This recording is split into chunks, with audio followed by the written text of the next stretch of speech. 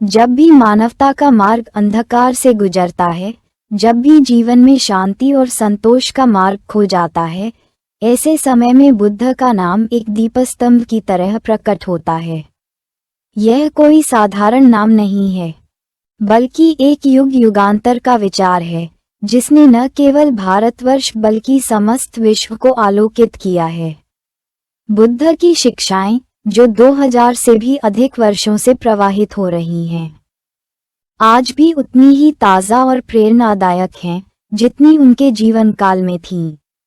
आज, जब मानव समाज तनाव, हिंसा और अलगाव की ओर बढ़ रहा है, बुद्ध का मार्ग एक समाधान प्रस्तुत करता है। उनकी शिक्षाएं केवल धार्मिक या दार्शनिक विचार नहीं हैं, बल्कि जीवन जीने की कला हैं। उनकी दृष्टि में हर प्राणी समान है और हर व्यक्ति के भीतर शांति और करुणा का बीज छिपा हुआ है। ये बीज, यदि सही ढंग से पोषित किया जाए, तो न केवल व्यक्तिगत जीवन को, बल्कि पूरे समाज को एक नई दिशा प्रदान कर सकता है। बुद्ध का मानना था कि समाज की समस्याएं केवल बाहरी परिस्थितियों से नहीं, बल्कि मानव मन के भीतर से उत्पन्न होती हैं। लालच, घृणा और अज्ञानता ही वे 3 जड़ें हैं जो हर दुख का कारण बनती हैं। उनका ये संदेश केवल शब्दों तक सीमित नहीं रहा, उन्होंने इसे अपने आचरण और व्यवहार से जीकर दिखाया। उन्होंने अपने समय के सबसे बड़े विभाजनों, जाति, लिंग और धर्म के भेदभाव को चुनौती दी और एक ऐसा समाज बनाने का प्रयास किया जो करुणा और समानता पर आधारित हो। भारतवर्ष में बुद्ध का प्रभाव गहन और बहुआयामी रहा है। उनका जीवन और उनकी शिक्षाएं भारतीय संस्कृति के मूल में समाहित हो गईं। सम्राट अशोक, जिन्होंने कलिंग युद्ध के बाद हिंसा का मार्ग त्याग दिया, ने बुद्ध के विचारों को अपनाकर अपने साम्राज्य में करुणा और अहिंसा का प्रचार किया। बुद्ध के समय और बाद के वर्षों में उनकी शिक्षाएं केवल एक धर्म तक सीमित नहीं रहीं, बल्कि एक आंदोलन बन गईं, जिसने भारतीय समाज को गहराई से प्रभावित किया। बुद्ध की शिक्षाएं केवल भारत तक सीमित नहीं रहीं। समय के साथ ये एशिया के अन्य हिस्सों जैसे तिब्बत, चीन, जापान, कोरिया और दक्षिण पूर्व एशिया में फैल गईं। हर क्षेत्र में उन्होंने स्थानीय परंपराओं के साथ घुल-मिल कर समाज को नई दृष्टि दी। आज, जब पश्चिमी दुनिया में योग और ध्यान की लोकप्रियता बढ़ रही है, इसका आधार भी बुद्ध के विचारों में ही निहित है। ये कहा जाता है कि बुद्ध ने अपने शिष्यों को एक बार एक सरोवर के पास बुलाया। उन्होंने पानी से भरा एक कटोरा उठाया और पूछा, यदि यह पानी गंदा हो जाए तो इसे कैसे साफ करेंगे? शिष्य बोले, गंदगी को बाहर निकालना होगा। बुद्ध मुस्कराए और बोले, नहीं, हमें केवल इसे स्थिर रहने देना है। गंदगी अपने आप नीचे बैठ जाएगी और पानी स्वच्छ हो जाएगा। ये साधारण उदाहरण उनकी गहन समझ का प्रतीक था। मन को शांति देने का रास्ता बाहर नहीं, बल्कि भीतर है। आज की तेज रफ्तार और प्रतिस्पर्धी दुनिया में बुद्ध का संदेश हमें ठहरने और अपने भीतर झांकने के लिए प्रेरित करता है। उनकी शिक्षाएं यह नहीं कहती कि हमें संसार से विमुख हो जाना चाहिए, बल्कि यह सिखाती हैं कि संसार में रहते हुए भी भीतर की शांति और संतुलन बनाए रखना संभव है। बुद्ध का जीवन और उनके विचार हमें याद दिलाते हैं कि शांति और संतोष बाहर की चीजें नहीं हैं, बल्कि हमारे भीतर ही विद्यमान हैं। ये हमें चुनना है कि हम उन्हें कैसे खोजें और अपनाएं। जैसे जैसे हम इस यात्रा पर आगे बढ़ेंगे, हम पाएंगे कि बुद्ध का मार्ग केवल प्राचीन इतिहास नहीं, बल्कि एक जिंदा प्रेरणा है, जो हर युग और हर समय में हमें दिशा दिखा सकता है। आगे बढ़ने से पहले कृपया चैनल को लाइक और सब्सक्राइब करें, ताकि आपका साथ हमेशा बना रहे और हमारी हर नई बात आप तक पहुंचती रहे। सिद्धार्थ गौतम का जीवन एक ऐसी कहानी है, जिसमें विलासिता और वैभव से लेकर आत्म साक्षात्कार और करुणा तक की यात्रा समाहित है। उनके जन्म और प्रारंभिक जीवन की घटनाएं ये दिखाती हैं कि संसार के सबसे बड़े सत्य को समझने के लिए क्या क्या छोड़ना पड़ता है। उनकी कहानी न केवल ऐतिहासिक है बल्कि हर युग के लिए एक प्रेरणा है। ये कहानी लगभग 563 बीसी की है, जब कपिलवस्तु के राजा शुद्धोधन और रानी महामाया के घर एक दिव्य संतान का जन्म हुआ। कहा जाता है कि यह घटना लुम्बिनी में एक साल वृक्ष के नीचे हुई थी। जन्म से पहले रानी महामाया ने एक सपना देखा जिसमें एक सफेद हाथी ने उन्हें पुष्प अर्पित किया। इस स्वप्न को ज्योतिषियों ने शुभ संकेत माना और भविष्यवाणी की कि यह बालक या तो एक महान सम्राट बनेगा या फिर एक अद्वितीय आध्यात्मिक मार्गदर्शक। इस दिव्य बालक का नाम रखा गया सिद्धार्थ, जिसका अर्थ है वह जिसने अपना उद्देश्य पा लिया हो। उनका बचपन अत्यंत सुख सुविधाओं में बीता। राजा शुद्धोधन ने उन्हें संसार के दुख दर्द से दूर रखने के लिए हर संभव प्रयास किया। कपिलवस्तु के राजमहल में हर प्रकार का वैभव था, संगीत, नृत्य और विभिन्न प्रकार के मनोरंजन। सिद्धार्थ को बचपन से ही शारीरिक और मानसिक शिक्षा दी जाने लगी। महल में आए एक ऋषि ने ये भविष्यवाणी की थी कि यदि सिद्धार्थ संसार के दुखों को देख लेंगे तो वे राजकाज त्याग कर साधु बन जाएंगे। इस भविष्यवाणी ने राजा शुद्धोधन को चिंतित कर दिया। उन्होंने सिद्धार्थ को हर प्रकार की पीड़ा और कष्ट से दूर रखने का निर्णय लिया। महल के बाहर जाने पर भी सिद्धार्थ को केवल सुखद दृश्य दिखाए जाते थे।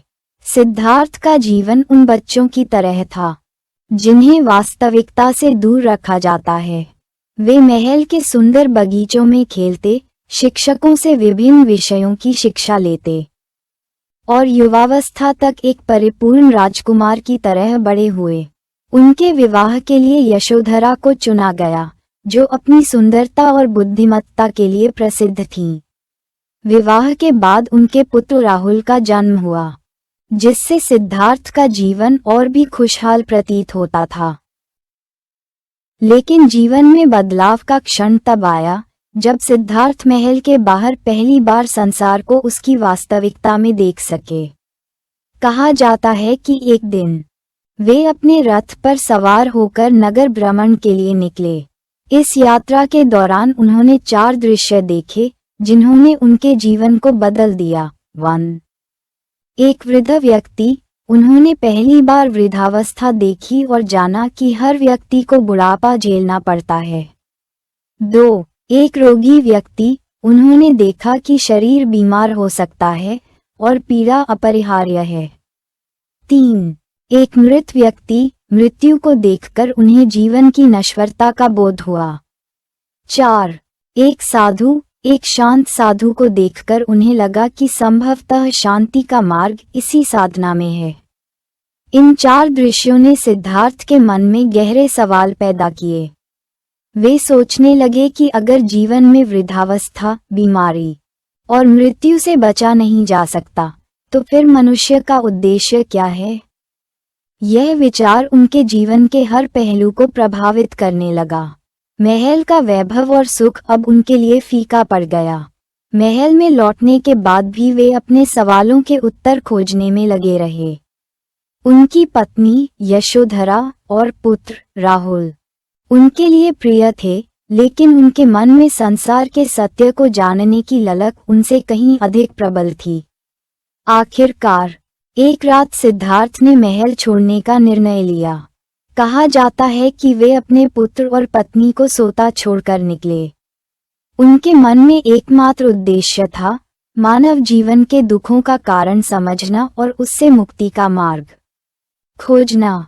सिद्धार्थ का जन्म और प्रारंभिक जीवन ये दिखाता है कि कैसे विलासिता और वैभव भी आत्मा की शांति प्रदान नहीं कर सकते। उनका जीवन हमें सिखाता है कि सच्चे उत्तर केवल तब मिलते हैं जब हम उन सवालों का सामना करने का साहस रखते हैं जो जीवन हमारे सामने प्रस्तुत करता है। यही साहस सिद्धार्थ को एक राजकुमार से बुद्ध बनने की यात्रा पर ले गया। सिद्धार्थ गौतम के जीवन में वह क्षण सबसे निर्णायक था जब उन्होंने अपने महल के बाहर पहली बार संसार की सच्चाई का सामना किया।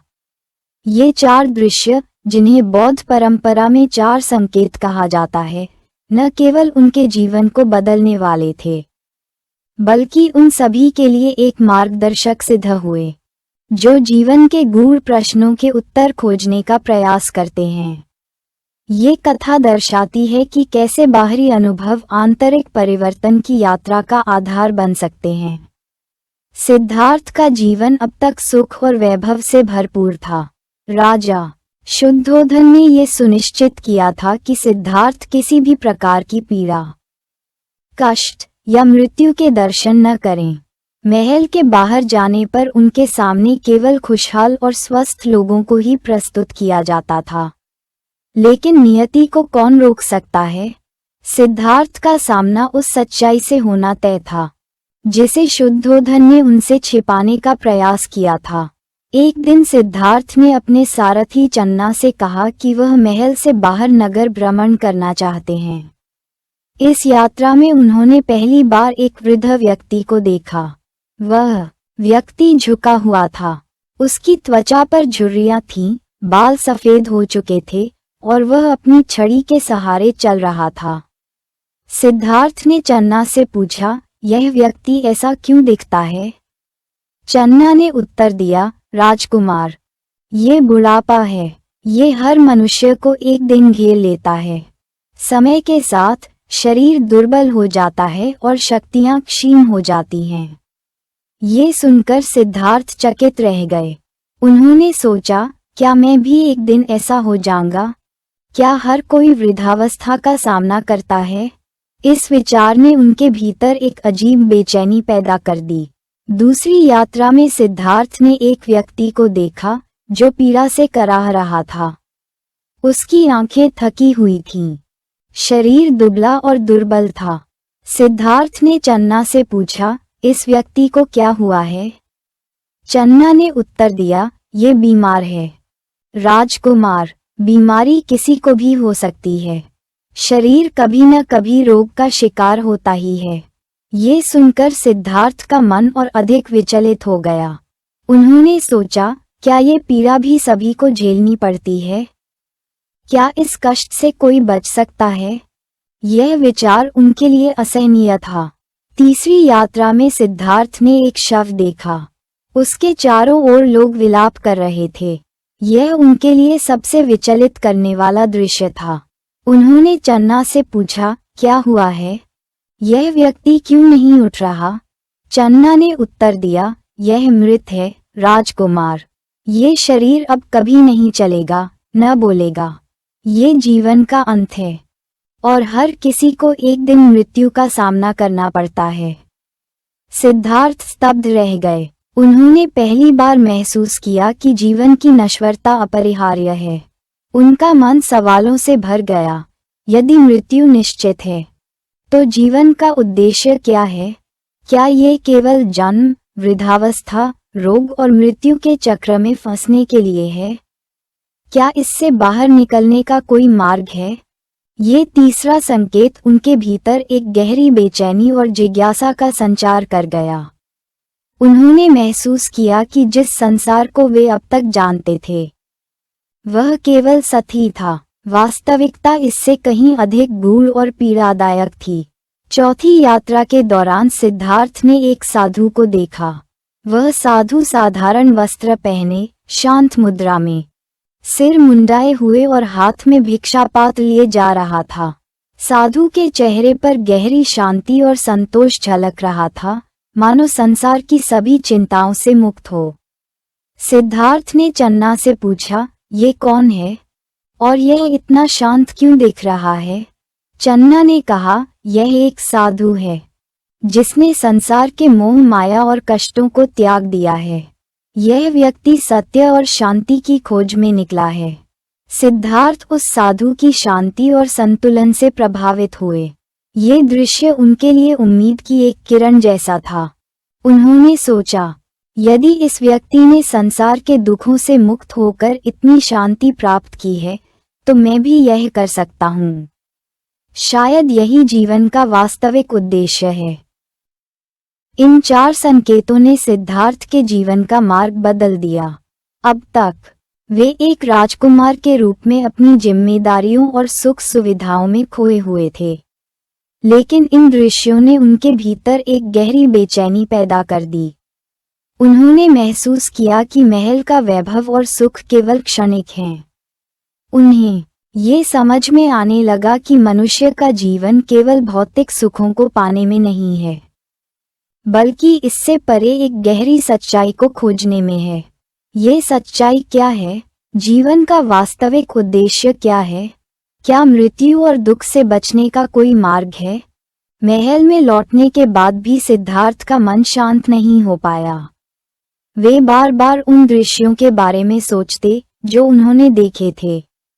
उनकी पत्नी यशोधरा और पुत्र राहुल उन्हें प्रिय थे, लेकिन वे जानते थे कि उनकी यह जिम्मेदारियां भी संसार की नश्वरता से बच नहीं सकतीं।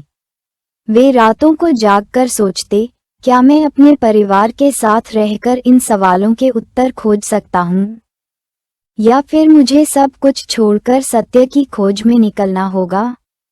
उनके भीतर का द्वंद्व गहराता गया। एक ओर राजकुमार का कर्तव्य था, तो दूसरी ओर मानव जीवन के गूढ़ प्रश्न। आखिरकार उन्होंने तय किया कि यदि जीवन में शांति और सत्य पाना है, तो उन्हें इस मोह माया को छोड़ना होगा। कहा जाता है कि एक रात जब महल सो रहा था, सिद्धार्थ अपने पुत्र राहुल और पत्नी यशोधरा को सोते हुए देख रहे थे। उनके मन में प्यार और पीड़ा का अजीब मिश्रण था। वे जानते थे कि यह निर्णय कठिन है, लेकिन उन्हें ये भी एहसास था कि सत्य की खोज के लिए ये त्याग आवश्यक है। वे अपने घोड़े कंठक पर सवार होकर महल से बाहर निकल गए। ये घटना महाभिनिष्क्रमण के नाम से प्रसिद्ध हुई। ये केवल एक राजकुमार के महल छोड़ने की कहानी नहीं थी, यह मानवता के लिए एक नई यात्रा की शुरुआत थी। 4 संकेत सिद्धार्थ गौतम की यात्रा का वह मोड़ थे जिन्होंने उनके भीतर की चेतना को जागृत किया। वृद्धावस्था, बीमारी, मृत्यु और साधु का शांत स्वरूप, ये दृश्य केवल बाहरी घटनाएं नहीं थे, बल्कि उनके मन और आत्मा के लिए गहरे प्रश्न लेकर आए। ये प्रश्न न केवल उनके जीवन को बदलने वाले थे, बल्कि पूरी मानवता को एक नया मार्ग दिखाने वाले थे। सिद्धार्थ का यह अनुभव हमें भी यह सिखाता है कि जीवन की सच्चाई को पहचानने के लिए कभी कभी हमारे सामने भी ऐसे संकेत आते हैं। ये हम पर निर्भर करता है कि हम उन्हें कैसे समझते और स्वीकार करते हैं। सिद्धार्थ गौतम का महाभिनिष्क्रमण, राजमहल को त्याग कर सत्य की खोज के मार्ग पर निकलना, सिर्फ एक व्यक्तिगत निर्णय नहीं था। यह मानवता की आत्मा को जागृत करने वाला क्षण था। एक ऐसे व्यक्ति का राजसुख, परिवार और उत्तरदायित्वों को छोड़कर एक अज्ञात पथ पर चल पड़ना, जिसने आगे चलकर संसार को करुणा और ज्ञान का मार्ग दिखाया। यह वह यात्रा थी जो केवल उनके लिए ही नहीं, बल्कि समस्त विश्व के लिए एक नई रोशनी लेकर आए। सिद्धार्थ के मन में 4 संकेतों के बाद गहरे सवाल उठे थे। वे बार बार सोचते कि यदि संसार का हर सुख दुख, बीमारी, वृद्धावस्था और मृत्यु से ग्रस्त है, तो जीवन का उद्देश्य क्या है? इन सवालों के उत्तर खोजे बिना वे अब महल के आरामदायक जीवन में नहीं रह सकते थे। कहा जाता है कि एक रात जब महल में सब गहरी नींद में थे, सिद्धार्थ ने अपने अंतिम निर्णय पर मुहर लगाई। वे अपनी पत्नी यशोधरा और पुत्र राहुल के पास गए। यशोधरा गहरी नींद में थी और उनका पुत्र उनकी गोद में सो रहा था। सिद्धार्थ ने सोचा कि यदि वे राहुल को गोद में लेने की कोशिश करेंगे तो वह जाग जाएगा और इससे यशोधरा और राहुल को दुख होगा। इसलिए उन्होंने दूर से उन्हें देखा और अपने आंसुओं को रोकते हुए बाहर की ओर चल पड़े। वे अपने प्रिय घोड़े कंठक पर सवार होकर महल के द्वार से बाहर निकले। उनके सारथी चन्ना ने उन्हें रोकने की कोशिश की, लेकिन सिद्धार्थ अडिग थे। यह वह क्षण था जब एक राजकुमार अपने जीवन के सबसे महत्वपूर्ण सत्य की खोज में निकला। महल छोड़ने के बाद सिद्धार्थ ने अनावश्यक वस्तुओं का त्याग कर दिया। उन्होंने अपने राजसी वस्त्र और आभूषण उतारकर एक साधारण साधु का वस्त्र धारण किया। ये कदम केवल बाहरी परिवर्तन नहीं था, यह उनके भीतर के परिवर्तन का प्रतीक था। अब वे न राजकुमार थे न गृहस्थ, वे एक साधक बन चुके थे जो संसार की सच्चाई और मानवता के उद्धार का मार्ग खोजना चाहते थे। सिद्धार्थ ने गंगा के किनारे स्थित प्राचीन आश्रमों की ओर प्रस्थान किया। यह वह समय था जब भारत में ज्ञान और साधना का गहरा वातावरण था। वे उस समय के प्रसिद्ध तपस्वियों और गुरुओं से मिले जिन्होंने ध्यान और योग की शिक्षा दी। सिद्धार्थ की पहली यात्रा उन्हें आलार कालाम के पास ले गई, जो उस समय के प्रसिद्ध योग और ध्यान गुरु थे। आलार कालाम ने उन्हें ध्यान और आत्मनियंत्रण की विधियां सिखाईं। सिद्धार्थ ने इन विधियों को पूरी निष्ठा से सीखा और उसमें पारंगत हो गए। लेकिन जल्द ही सिद्धार्थ को यह एहसास हुआ कि आलार कालाम की शिक्षाएं केवल मन को शांत करने तक सीमित थीं। वे जीवन और मृत्यु के गूढ़ प्रश्नों का उत्तर नहीं दे पाईं। इसलिए उन्होंने वहां से आगे बढ़ने का निर्णय लिया। इसके बाद सिद्धार्थ ने उद्दक रामपुत से शिक्षा प्राप्त की। उद्दक ने उन्हें ध्यान की गहनतम अवस्थाएं सिखाईं, जिसमें मनुष्य स्वयं को संसार से अलग कर लेता है। सिद्धार्थ ने इस साधना में भी उच्चतम स्तर को प्राप्त कर लिया, लेकिन उन्हें लगा कि यह भी अंतिम सत्य तक नहीं पहुंच सकती। गुरुओं की शिक्षाओं से असंतुष्ट होकर सिद्धार्थ ने तय किया कि वे आत्म साक्षात्कार के लिए कठोर तपस्या करेंगे। उन्होंने 5 अन्य तपस्वियों के साथ मिलकर उरुवेला, वर्तमान बोधगया के जंगलों में तपस्या शुरू की। उन्होंने भोजन छोड़ दिया, केवल सूखे पत्ते और जंगल के फल खाए। उनकी तपस्या इतनी कठोर थी कि उनका शरीर दुर्बल हो गया। उनकी त्वचा हड्डियों से चिपक गई और वे चलने में भी असमर्थ हो गए। कहा जाता है कि एक दिन वे इतने कमजोर हो गए कि गंगा के किनारे बेहोश होकर गिर पड़े। ये तपस्या का अनुभव उनके लिए एक महत्वपूर्ण सबक लेकर आया। उन्होंने महसूस किया कि शरीर को कष्ट देकर भी सत्य तक पहुंचना संभव नहीं है।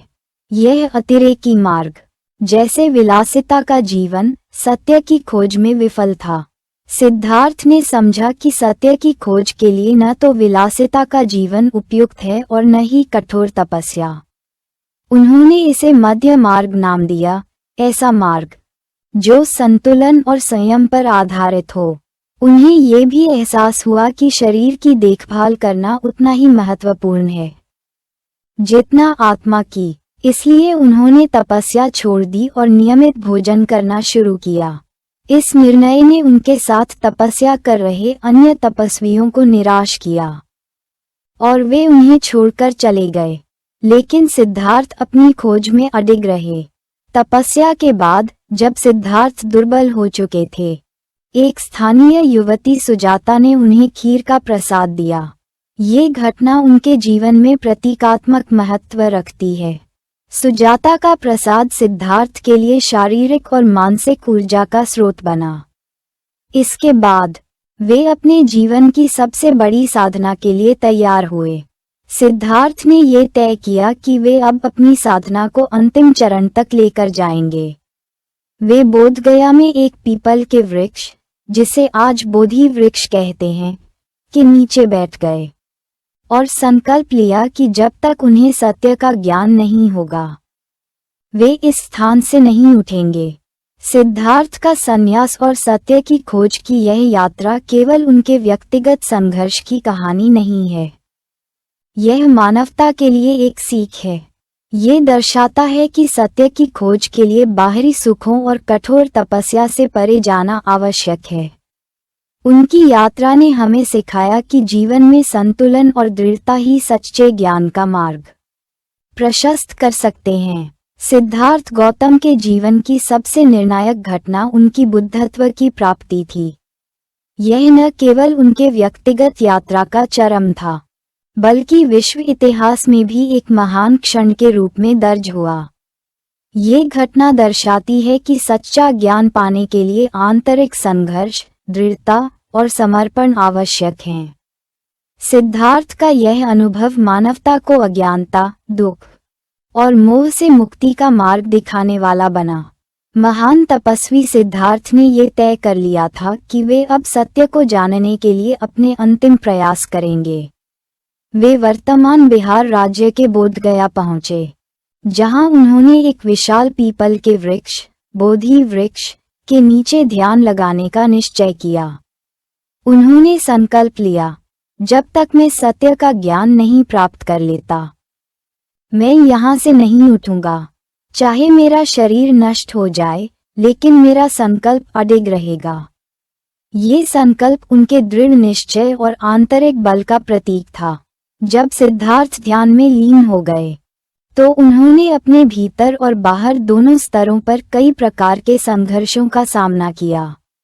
बौद्ध ग्रंथों के अनुसार इस दौरान उन्हें कई बाधाओं का सामना करना पड़ा, जिन्हें मार या मारा के नाम से जाना जाता है। 1.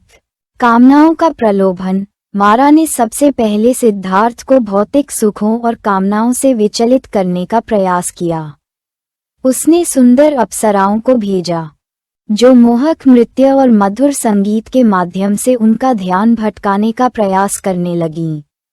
लेकिन सिद्धार्थ ने अपने मन को एकाग्र रखा और इन प्रलोभनों को अस्वीकार कर दिया। 2. भय और हिंसा का आघात।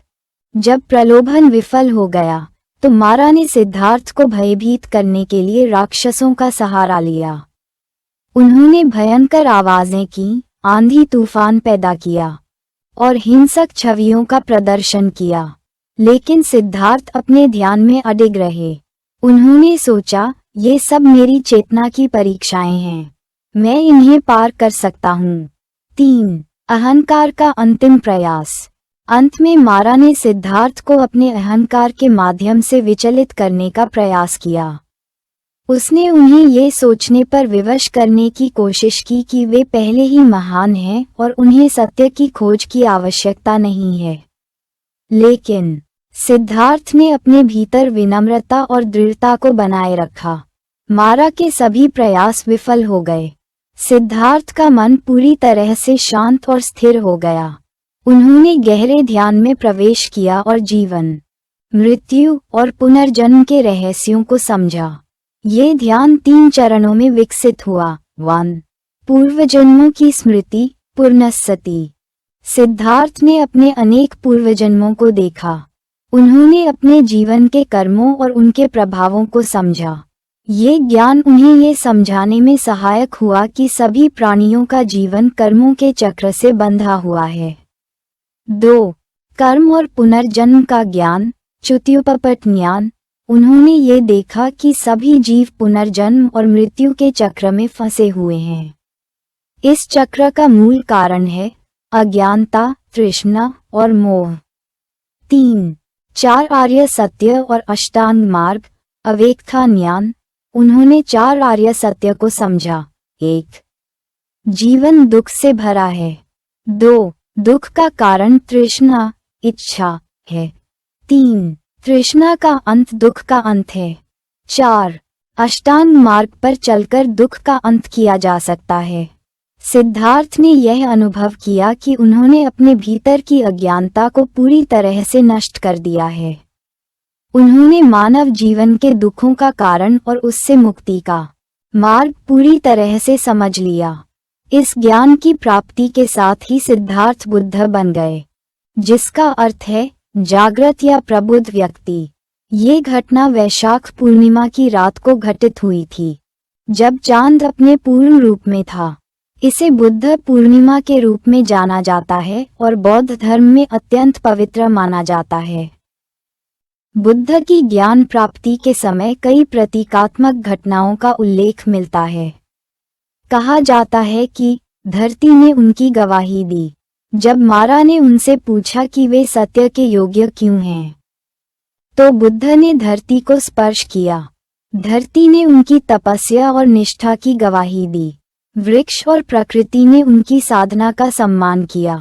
कहा जाता है कि बोधि वृक्ष ने उन्हें छाया और ऊर्जा प्रदान की। ज्ञान प्राप्ति के बाद बुद्ध 7 दिन तक बोधि वृक्ष के नीचे ध्यानमग्न रहे। उन्होंने अपनी प्राप्ति को गहराई से समझने का प्रयास किया। ये ज्ञान उन्हें न केवल आत्म साक्षात्कार का अनुभव दे रहा था, बल्कि मानवता के लिए एक ऐसा मार्ग तैयार कर रहा था जो दुख से मुक्ति का साधन बन सके। लेकिन बुद्ध के सामने एक प्रश्न था, क्या लोग इस गूढ़ ज्ञान को समझ पाएंगे? यह इतना सरल नहीं था। अपने ज्ञान को जन जन तक पहुंचाने का निर्णय लेना उनके लिए एक महत्वपूर्ण कदम था।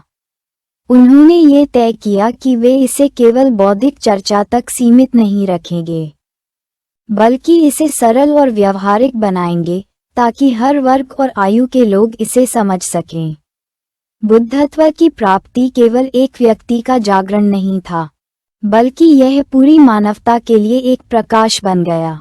ये घटना हमें सिखाती है कि सच्चा ज्ञान केवल बाहरी संसाधनों या कठोर तपस्या से नहीं, बल्कि आत्मा की गहराई में जाने और अपने भीतर के अज्ञानता के अंधकार को मिटाने से प्राप्त होता है।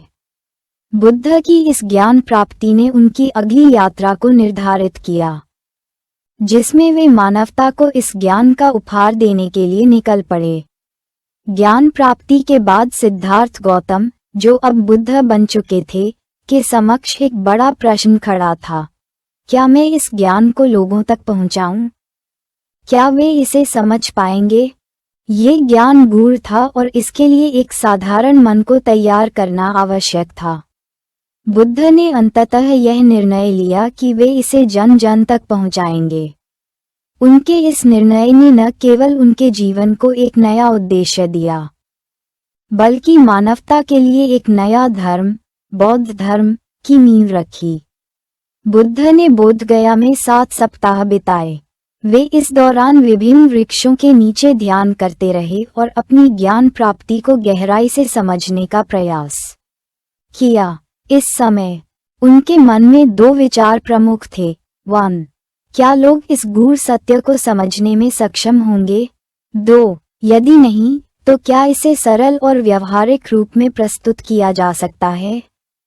इन्हीं विचारों के साथ उन्होंने निर्णय लिया कि वे इसे ऐसे लोगों के साथ साझा करेंगे जो इसके लिए मानसिक रूप से तैयार हों। ज्ञान प्राप्ति के बाद बुद्ध सबसे पहले वाराणसी के पास स्थित सारनाथ, प्राचीन मृगदाय वन, पहुंचे। वहां उन्होंने अपने 5 पुराने तपस्वी साथियों को ज्ञान देने का निश्चय किया, जो तपस्या छोड़ने के कारण उनसे पहले नाराज होकर चले गए थे। इन 5 तपस्वियों के नाम थे: 1.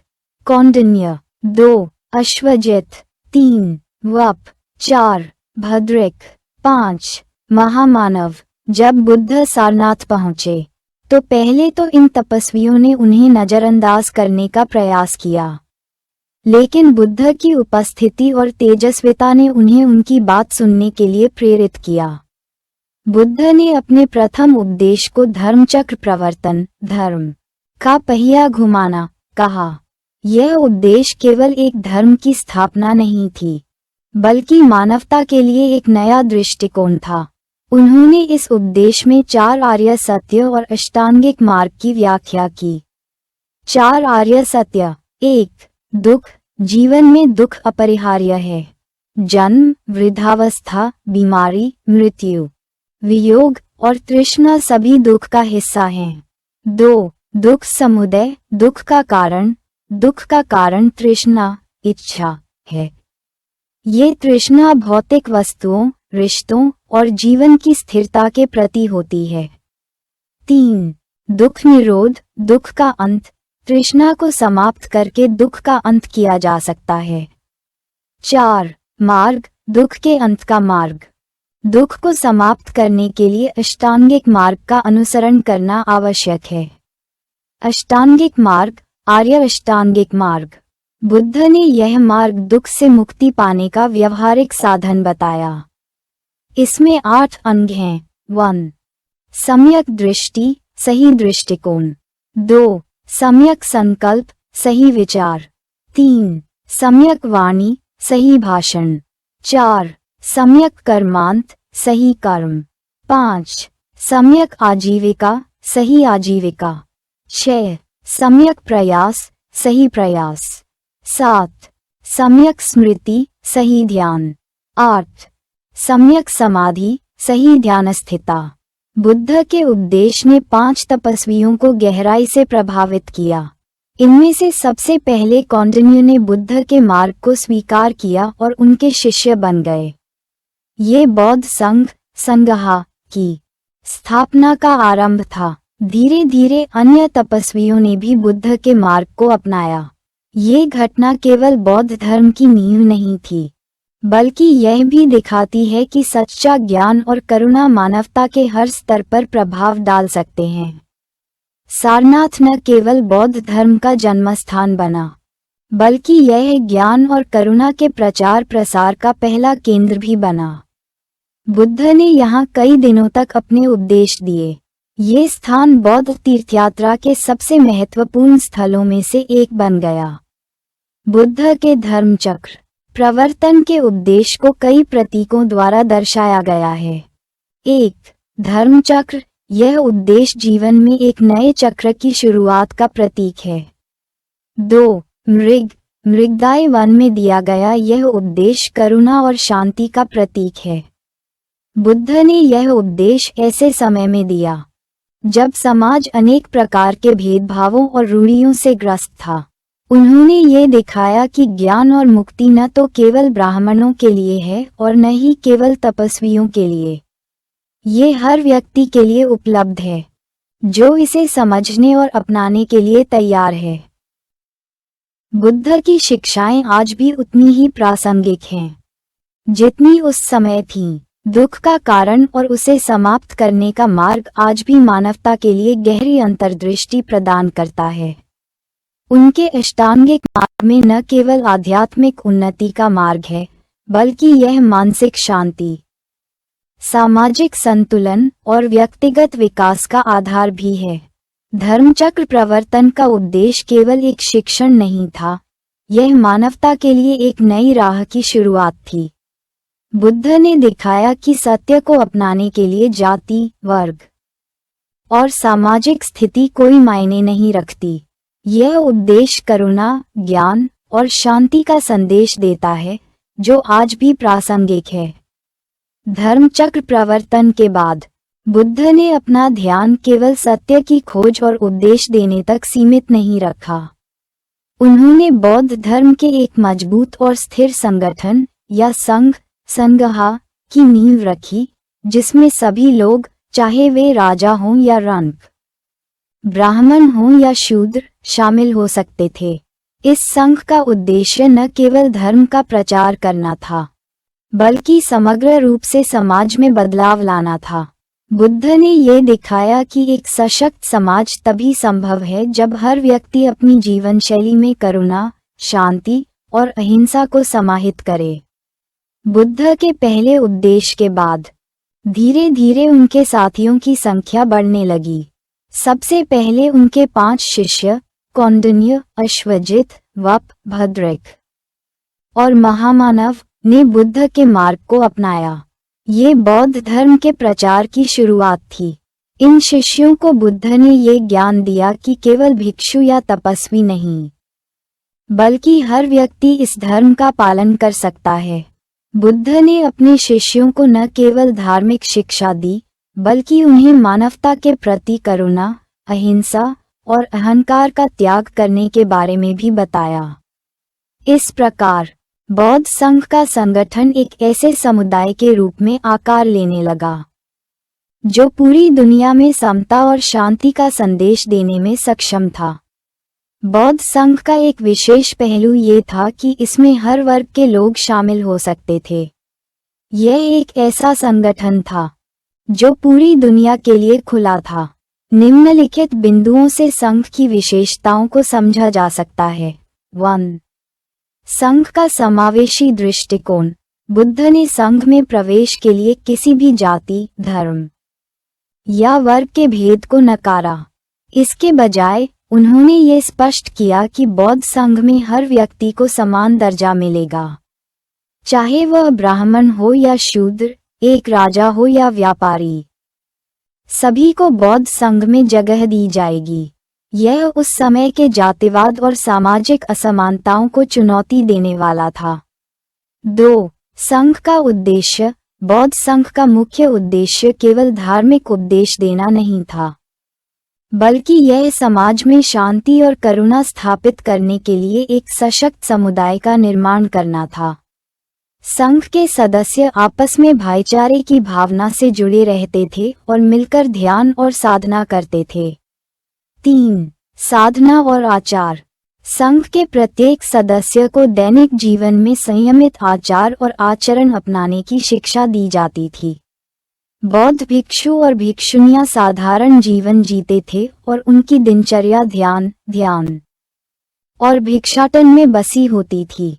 उनका मुख्य उद्देश्य आत्मज्ञान प्राप्त करना और इसे दूसरों के साथ साझा करना था। 4. आध्यात्मिक समुदाय का विस्तार। बुद्ध ने न केवल भिक्षुओं का संघ स्थापित किया, बल्कि महिलाओं के लिए भी संघ की स्थापना की। यह इतिहास में एक महत्वपूर्ण मोड़ था, क्योंकि उस समय के समाज में महिलाओं को आमतौर पर धार्मिक संस्थाओं में प्रवेश नहीं दिया जाता था। बुद्ध ने भिक्षुणी संघ की स्थापना की, जिससे ये स्पष्ट हुआ कि धर्म में महिलाओं को समान अधिकार हैं। बुद्ध के संघ में कई प्रमुख शिष्य थे, जिन्होंने धर्म के प्रचार और फैलाव में अहम भूमिका निभाई। उनके द्वारा स्थापित संस्थाएं और मार्गदर्शन आने वाली पीढ़ियों के लिए एक आधारशिला बने। 1. आलार कालाम बुद्ध के पहले गुरु, जिन्होंने उन्हें ध्यान और आत्मनियंत्रण की विधियां सिखाई। हालांकि बुद्ध ने उनका मार्ग त्याग दिया था, लेकिन उनका प्रभाव उन पर बना रहा। 2. सारपुत्र और मोगलियान बुद्ध के सबसे विश्वसनीय और बुद्धिमान शिष्य थे। उन्होंने बौद्ध संघ में तर्कशक्ति और बुद्धिमत्ता का योगदान दिया। उनके शिक्षाएं और उनके कार्यों ने बौद्ध धर्म के व्यापक प्रसार में मदद की। 3. अनजान बौद्ध धर्म के पहले शिष्य थे, जिन्हें बुद्ध ने व्यक्तिगत रूप से धर्म का प्रचार करने का आदेश दिया। उनका योगदान विशेष रूप से बौद्ध धर्म के सामाजिक और धार्मिक स्थायित्व में महत्वपूर्ण था। बुद्ध ने जब भिक्षुणी संघ की स्थापना की, तो यह एक बड़ा ऐतिहासिक कदम था। उन्होंने अपनी सौतेली मां महाप्रजापति गौतमी को भिक्षुणी के रूप में स्वीकार किया और उनके नेतृत्व में महिलाओं के लिए एक समर्पित संघ की स्थापना की। इसके बाद बुद्ध ने महिलाओं को भी यह अधिकार दिया कि वे संघ में शामिल हो सकती हैं और निर्वाण की प्राप्ति कर सकती हैं। महिला संघ की स्थापना ने उस समय के समाज के लिए एक नई दिशा और विचार प्रस्तुत किया, जिसमें महिलाओं को धर्म के प्रति अपने अधिकारों का एहसास हुआ। ये कदम समाज में महिलाओं के अधिकारों के विस्तार और समानता की दिशा में एक महत्वपूर्ण मोड़ साबित हुआ।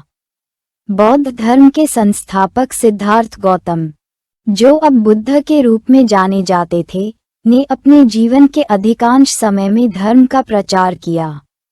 उन्होंने अनेक स्थानों पर यात्रा की, जहां उन्होंने अपने शिष्यों के माध्यम से बौद्ध धर्म के सिद्धांतों का प्रचार किया। 1. राजाओं और कुलीन वर्गों को आकर्षित करना। बुद्ध ने राजा बिंबिसार और उनके उत्तराधिकारी अजातशत्रु से भी मुलाकात की। बुद्ध ने उन्हें बौद्ध धर्म का संदेश दिया और इसके परिणामस्वरूप कई राजघरानों ने बौद्ध धर्म को अपनाया। ये धर्म का प्रसार एक समृद्ध और शांतिपूर्ण साम्राज्य के निर्माण में सहायक हुआ। 2. व्यापारी और आम लोगों का समर्थन। बौद्ध धर्म ने व्यापारी वर्ग और आम जनता के बीच भी अपनी जड़ें मजबूत कीं।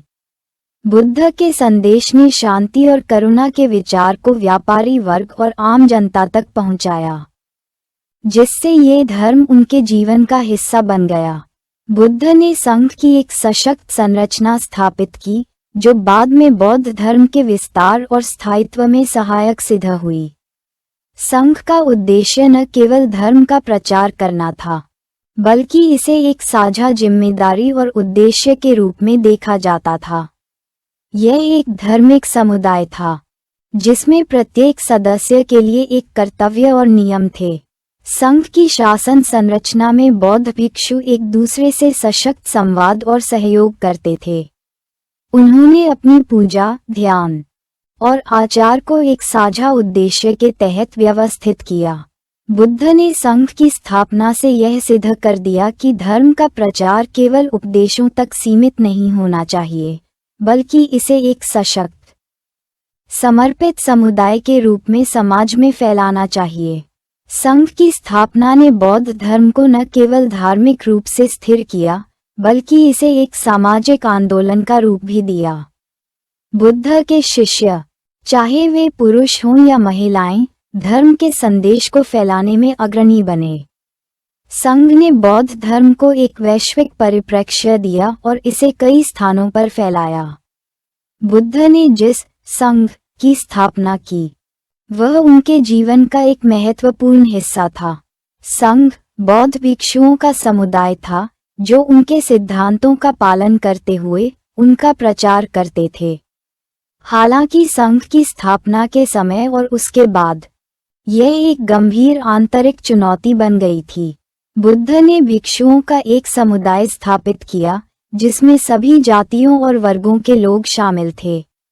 ये संघ उस समय के हिंदू धर्म और जातिवाद से परे था, लेकिन इस संघ को बनाने और उसे संरक्षित करने में बुद्ध को कई कठिनाइयों का सामना करना पड़ा। बुद्ध के अनुयायी हमेशा उनके संदेश को समझने में एकमत नहीं हो पाते थे।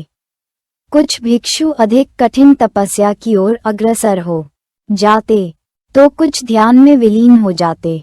संघ के भीतर आंतरिक मतभेद और विचारधाराओं में अंतर भी था, जिसे एकजुट रखना बुद्ध के लिए एक चुनौतीपूर्ण कार्य था। बुद्ध के महापरिनिर्वाण, मृत्यु के बाद संघ में विचारों का भेद बढ़ने लगा। बौद्ध धर्म के भीतर विभिन्न विचारधाराएं और संप्रदाय उत्पन्न होने लगे। कुछ भिक्षुओं ने बुद्ध की उपदेशों की अपनी व्याख्या दी, जबकि अन्य ने उन विचारों को संप्रदायों में विभाजित कर लिया।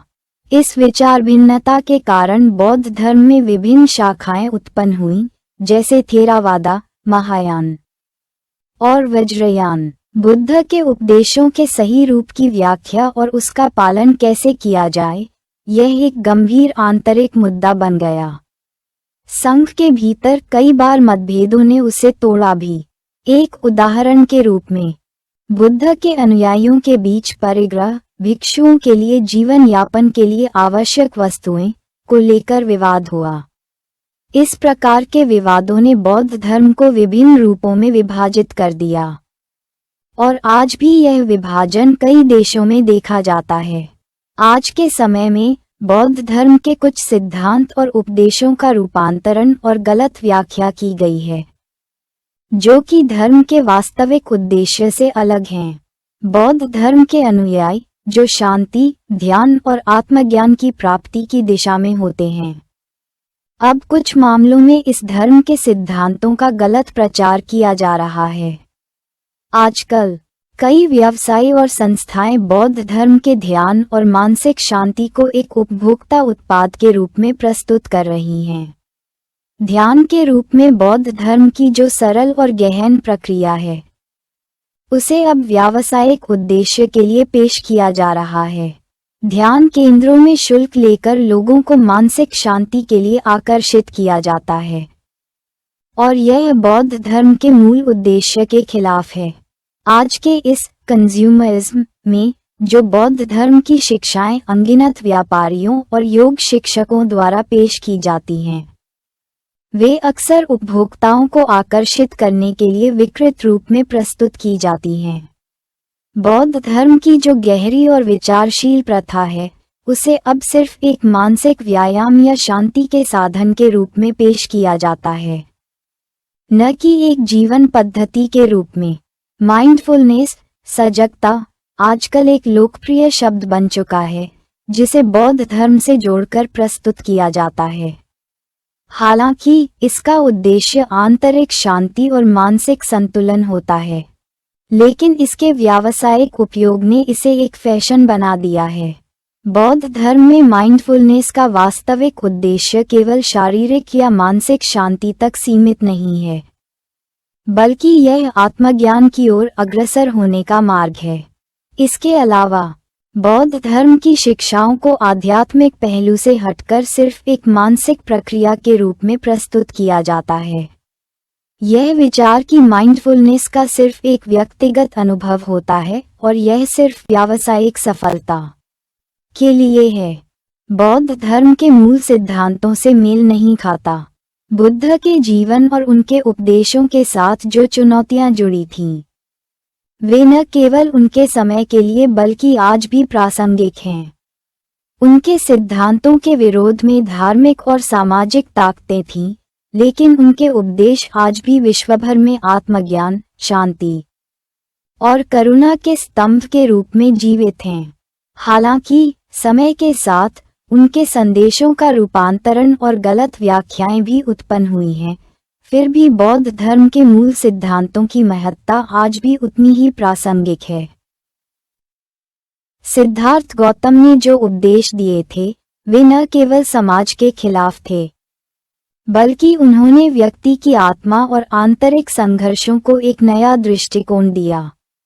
उनका जीवन और उनके विचारों का विरोध और उन पर उठाए गए विवादों ने ये सिद्ध कर दिया कि उनकी शिक्षा केवल एक युग के लिए नहीं थी, बल्कि यह आज और भविष्य के लिए भी अत्यधिक प्रासंगिक हैं। सिद्धार्थ गौतम, जिनकी शिक्षाओं ने बौद्ध धर्म की नींव रखी, ने पूरे जीवन को समर्पित किया था मानवता के कल्याण और ज्ञान की प्राप्ति की ओर। बौद्ध धर्म के अनुयायी उनका अनुसरण करते हुए संसार से मुक्त होने की राह पर चलते हैं।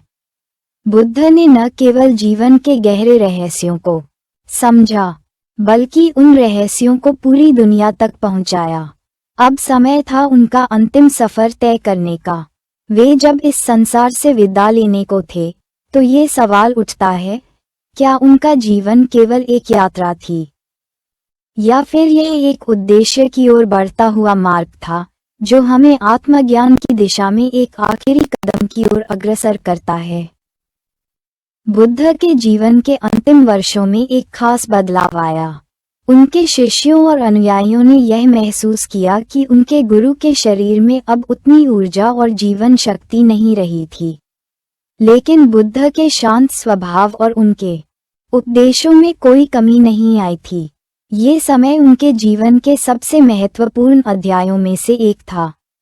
अपने जीवन के अंतिम समय में बुद्ध ने अपनी मृत्यु, निर्वाण की भविष्यवाणी की थी। उन्होंने कहा था, मैं इस शरीर से नश्वर हूँ, लेकिन मेरे उपदेश नश्वर नहीं होंगे, वे लोगों के हृदय में जीवित रहेंगे।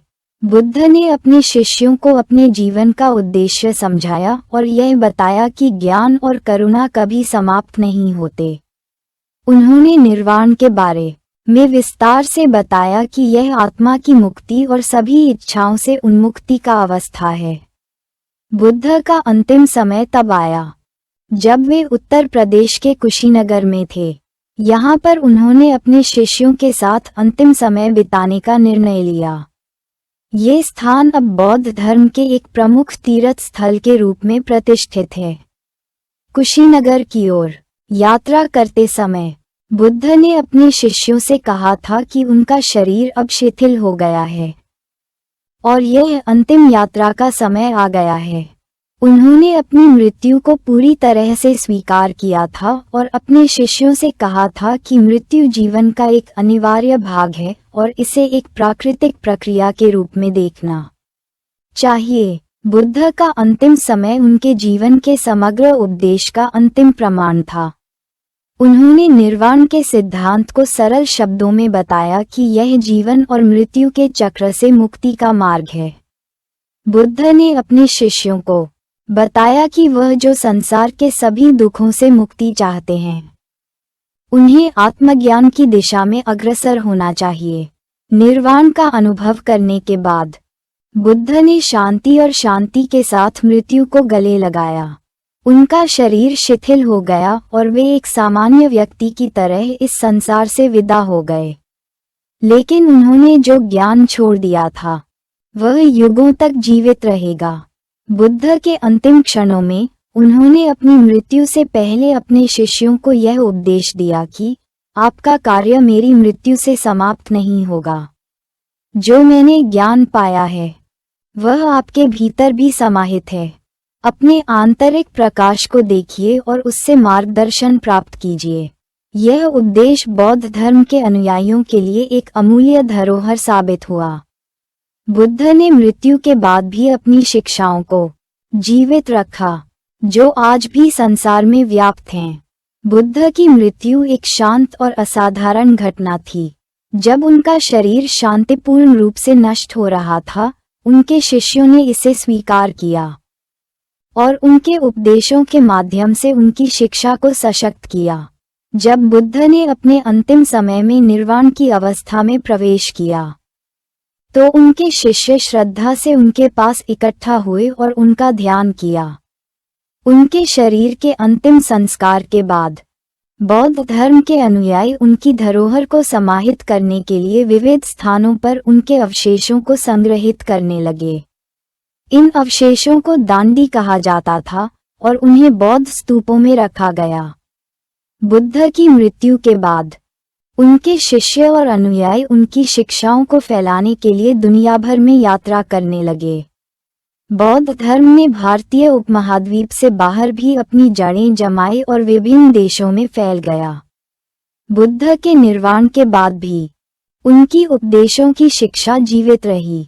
बौद्ध धर्म ने न केवल धर्म की एक नई धारा स्थापित की, बल्कि उसने समग्र मानवता के लिए शांति, करुणा और संतुलन के सिद्धांतों को प्रदर्शित किया। बुद्ध का निर्वाण केवल एक शारीरिक मृत्यु का प्रतीक नहीं था, बल्कि यह आत्मज्ञान की पूर्णता और संसार से सभी बाधाओं से मुक्ति का प्रतीक था। उनके जीवन का उद्देश्य था दुखों से मुक्ति और शांति की प्राप्ति। उन्होंने जो शिक्षाएं दी, वे आज भी हमारे जीवन में मार्गदर्शन करती हैं। आज भी बुद्ध के उपदेशों को जीवन में उतारने के लिए दुनिया भर में लोग ध्यान और साधना करते हैं। उनका निर्वाण एक अमूल्य धरोहर बन चुका है, जो न केवल बौद्ध धर्म के अनुयायियों के लिए, बल्कि समग्र मानवता के लिए एक अमिट प्रेरणा है। बुद्ध का जीवन और उनकी मृत्यु मानवता के लिए एक गहरी धरोहर बन चुकी है। उन्होंने ये सिद्ध कर दिया कि आत्मज्ञान और मुक्ति केवल एक विचार नहीं, बल्कि एक जीने का तरीका है। बुद्ध की मृत्यु ने ये दिखाया कि जीवन का उद्देश्य केवल सांसारिक इच्छाओं को पूरा करना नहीं है, बल्कि आत्मा की शांति और निर्वाण की प्राप्ति है। उनके उपदेश और उनका जीवन हमें ये सिखाता है कि मृत्यु केवल शरीर का अंत है, लेकिन सच्चा जीवन और ज्ञान कभी समाप्त नहीं होते। बुद्ध का उपदेश, जो उन्होंने अपनी जीवन यात्रा के दौरान दिया, न केवल भारत में बल्कि पूरे एशिया और फिर अन्य हिस्सों में फैल गया। बौद्ध धर्म का फैलाव मानवता के लिए एक महत्वपूर्ण घटना थी, जिसने न केवल धार्मिक दृष्टिकोण से बल्कि सामाजिक और सांस्कृतिक दृष्टिकोण से भी समाज में बड़े बदलाव लाए। बुद्ध के विचारों ने समाज में समता, करुणा और शांति की भावना को बढ़ावा दिया, और इसी कारण से उनका धर्म समय के साथ एक वैश्विक आंदोलन में बदल गया। ये धर्म न केवल धार्मिक प्रथा के रूप में विकसित हुआ, बल्कि जीवन की एक शैली, एक दर्शन और एक सामाजिक आंदोलन के रूप में भी फैल गया।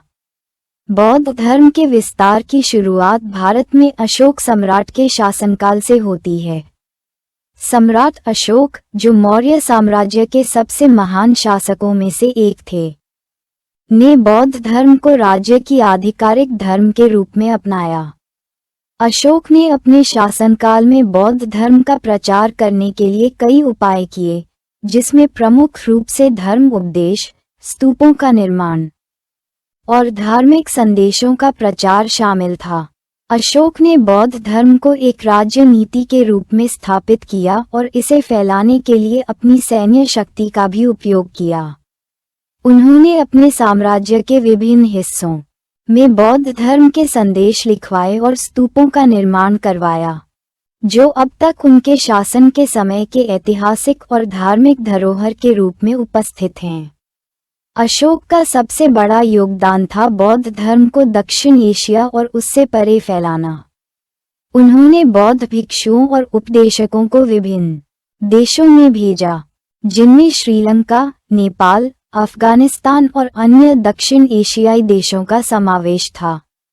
उनके द्वारा बौद्ध धर्म का प्रसार एक वैश्विक धार्मिक आंदोलन का रूप ले चुका था।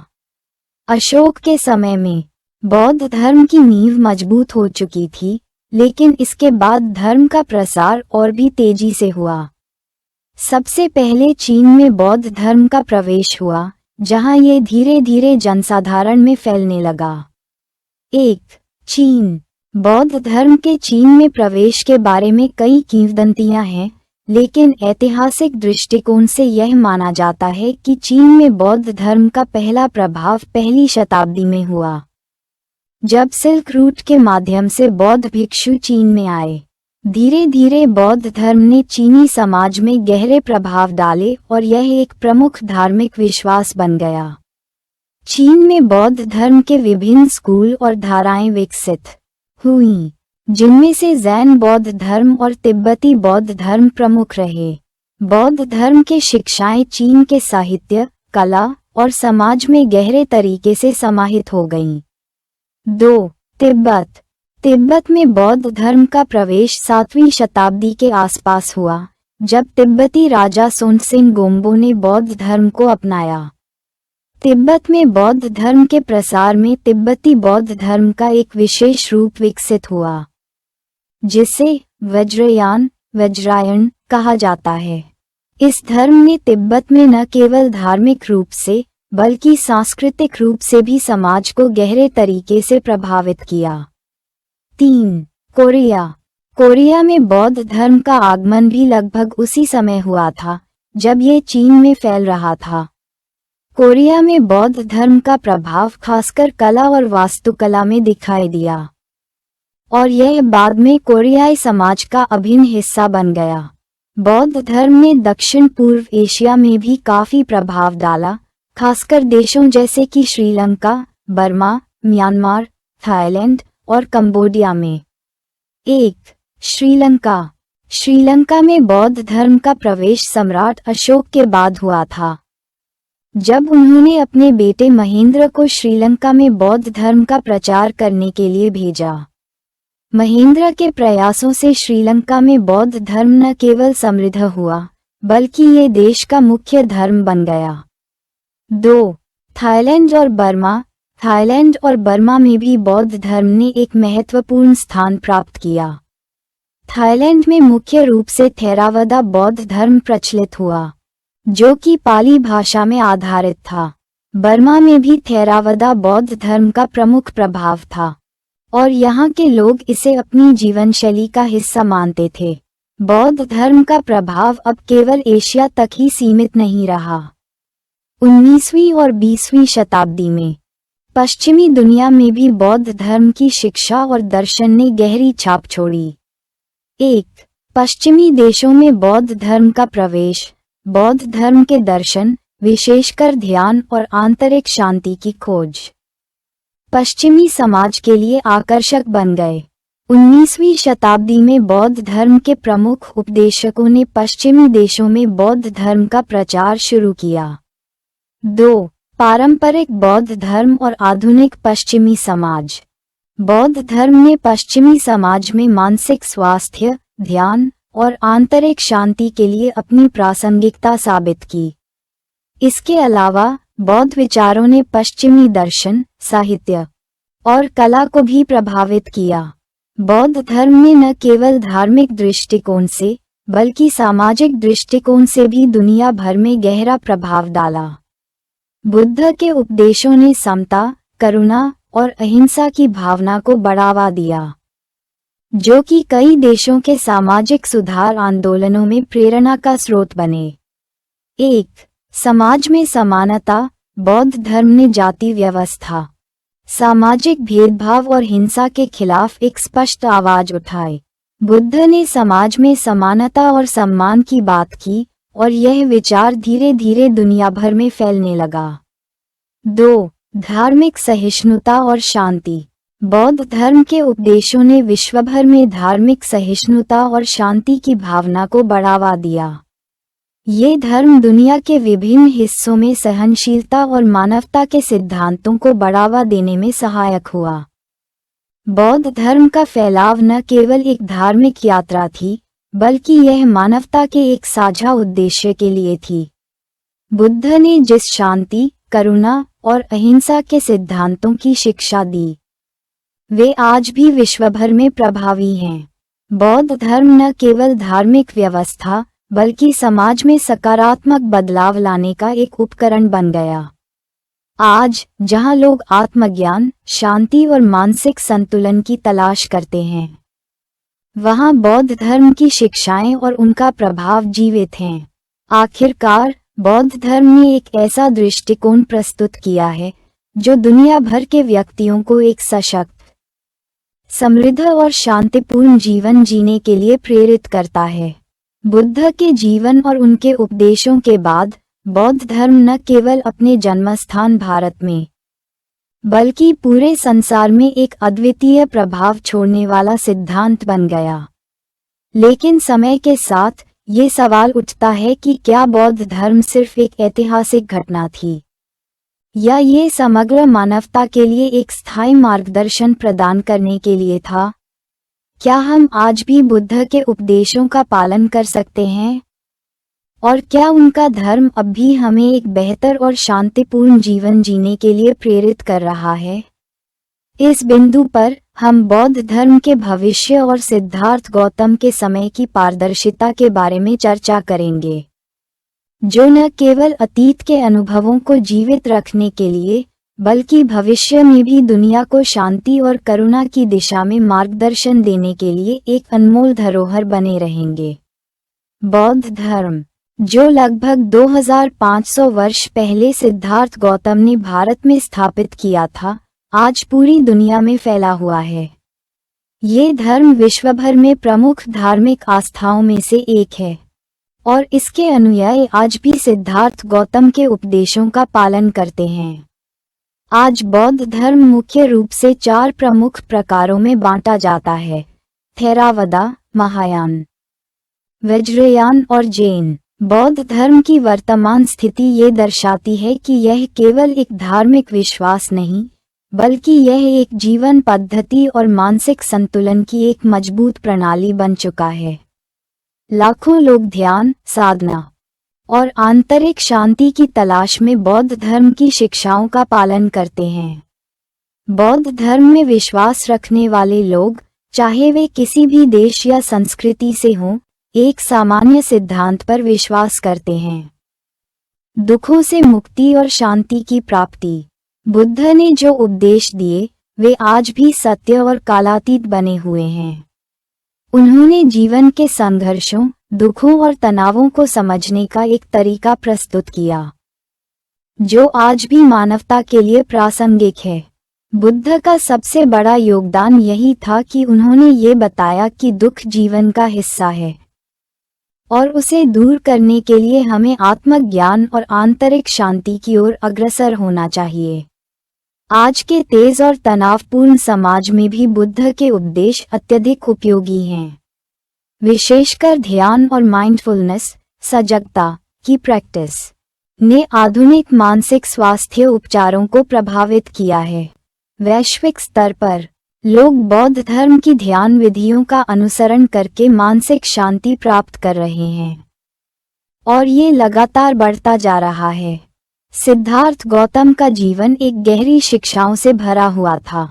उनका जीवन सिर्फ एक धार्मिक शिक्षा पद्धति का हिस्सा नहीं था, बल्कि वह जीवन के प्रत्येक पहलू के बारे में एक गहन विश्लेषण और आत्म जांच का प्रतीक था। सिद्धार्थ ने अपने जीवन को हर दृष्टिकोण से आत्मज्ञान और अस्तित्व के उद्देश्य को समझने के लिए समर्पित किया। सिद्धार्थ गौतम ने जिस मध्यम मार्ग की बात की, वह केवल उनके समय के लिए नहीं, बल्कि हर युग के लिए मार्गदर्शन देने वाला सिद्धांत साबित हुआ। उन्होंने कहा था कि न तो अत्यधिक भोग विलास और न ही अत्यधिक तपस्या से मुक्ति मिल सकती है, बल्कि यह जीवन के बीच में संतुलन का रास्ता है। सिद्धार्थ की यह दृष्टि कि हर इंसान को अपने जीवन को समझने के लिए आत्मविश्लेषण और सत्य की खोज करनी चाहिए। ये हमें ये सिखाती है कि हमें किसी भी काल में जीवन के गहरे रहस्यों को समझने के लिए सही दिशा में प्रयास करना चाहिए।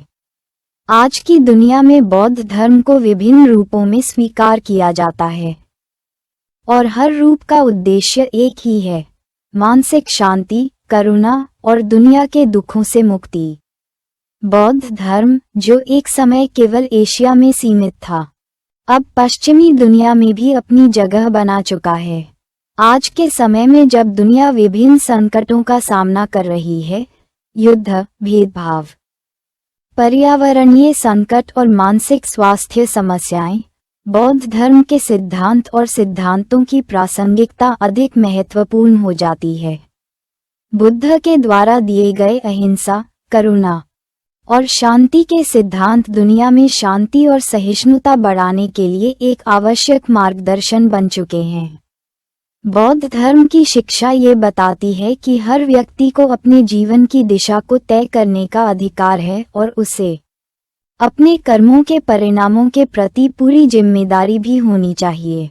यही सिद्धांत आज के समय में हर व्यक्ति को मानसिक शांति और सुख की ओर अग्रसर कर सकता है।